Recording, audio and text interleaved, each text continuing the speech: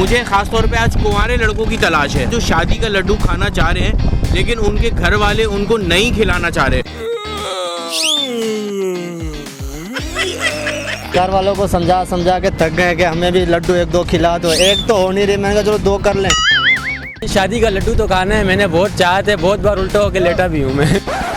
रोज क्या करें, अपनी ये जो बेचैनी है दूर करने के लिए रोज सीवी हो जाते हैं। औरत का चक्कर बाबू भैया, औरत का चक्कर। बच्चा जवान हो गया है, ये कुछ करते ही नहीं है, घर वाले हमारे बारे में सोचते ही नहीं है। घर वाले मानते ही नहीं है, अभी क्या करें। ये समुंदर है सीवियों में, हाँ। मैं इधर छलांग मारने जा रहा हूँ। भाइयों ये जाने वाला है भाई। भाई मैं जाने लगा हूँ। अभी मैं इसको जाने नहीं दूंगा। ओ भाई नहीं भाई, वो भाई पकड़ो इसको, पकड़ो इसको।